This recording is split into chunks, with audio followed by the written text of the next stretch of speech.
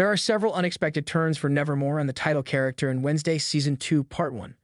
Following Wednesday Addams' victory over Joseph Crackstone in the conclusion of Wednesday Season 1, the first half of Season 2 introduces another evil foe, whose identity is kept a secret until the dramatic scene at Willow Hill in Episode 4.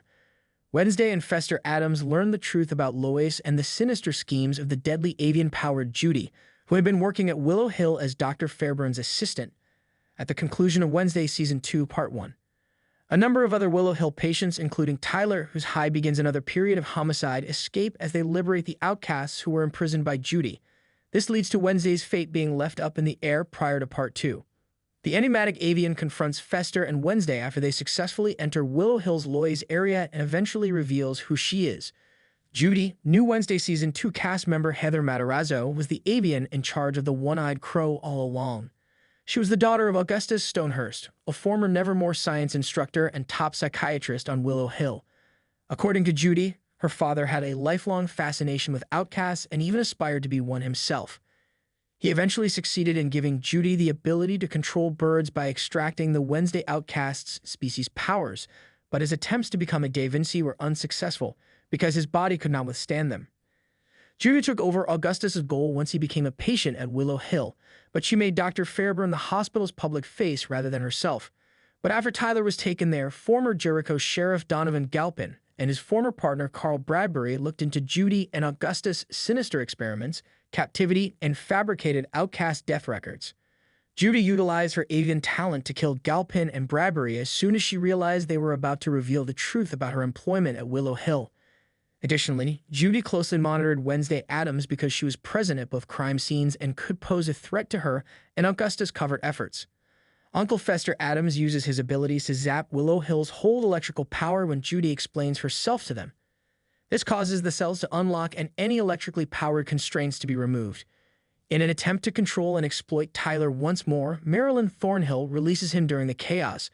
However, Tyler transforms into the Hyde and murders Thornhill, played by Christina Ricci, out of wrath before confronting Wednesday in front of a big window. Wednesday Season 2, Episode 4 finishes with Wednesday being thrown through the glass window and falling on the sidewalk below. However, it doesn't depict the actual struggle between the two.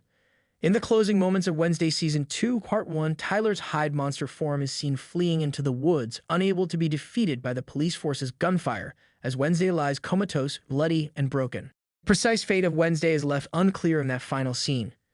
Even while she will undoubtedly be alive in Wednesday Season 2, Part 2, it's possible that she may have gone into a coma, passed out for a short while before being revived, or simply be unconscious until hospital medical personnel respond to her.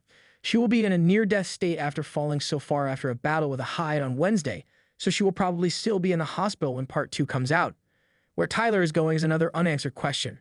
He might be heading straight to Nevermore to complete what he began in Season 1, or he might be heading to his now-abandoned house in Jericho, another place like the Gates residence or a hiding place in Jericho's woodland areas. Wednesday learns that Lois is an acronym for Long-Term Outcast Integration Study after entering a hidden place in Willow Hill. The goal of Augustus Stonehurst and his daughter Judy's top-secret operation was to take the outcasts' powers and give them to normies. Augustus and Judy stole outcasts straight from Willow Hill, fabricated death certificates, and concealed them beneath the hospital to carry out their covert operations. Although it's unclear what kinds of experiments Stonehurst carried out on them, the outcasts are exploited, frightened, and scourged by the end of Wednesday, Season 2, Part 1. A couple of the Lois experiments imprisoned outcasts are highlighted in Wednesday Season 2, notably Patricia Redker, an alien-like outcast who was a Willow Hill prisoner for a long time. The others include a man who resembled Frankenstein's monster, Julian Mioges, one of Wednesday's faceless outcasts, and a terrified woman in the final cage who might be Tyler's mother, the Hyde Francois Galpin.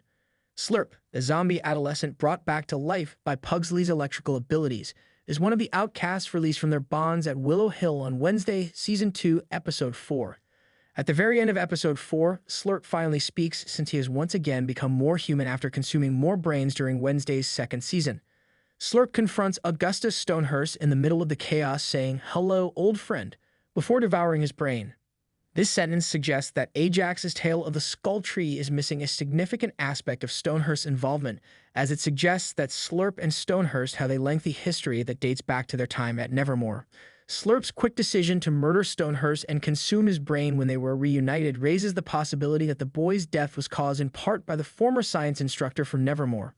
Slurp may have even been one of Stonehurst's first outcast test subjects prior to formally starting his Loy's experiment, and it was his passing that may have caused Stonehurst to permanently leave Nevermore.